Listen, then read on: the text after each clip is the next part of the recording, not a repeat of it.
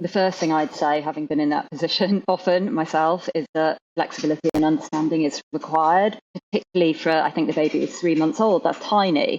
And it's still at an age, of course, where, obviously she was breastfeeding and babies don't, don't conform to other people's schedules.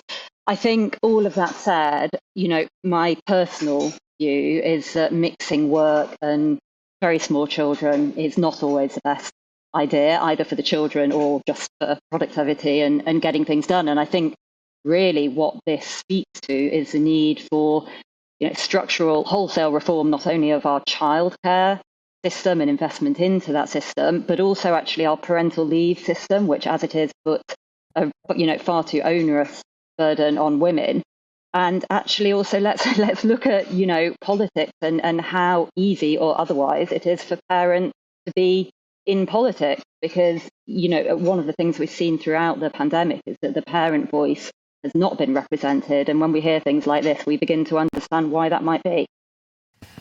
I guess the complication is for members of Parliament is that the one thing only you can do, your office, and this is I say this from my own experience, and I didn't take maternity leave because I haven't got children, but your office can handle a lot of the casework. There is one thing and one thing only that you can do, and that is stand on those green benches and speak for your constituents.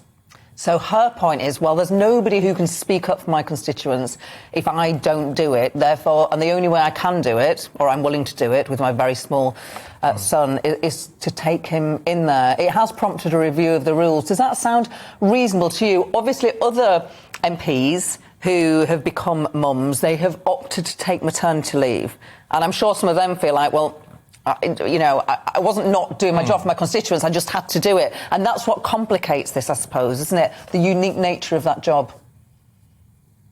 I think that's right. And it's the unique nature of the job, and it's also the nature of parenthood. And, it's not always so easy to either put a career on hold or a baby on hold. You can't always find the right childcare to do the things your work demands, and it is a very unique job.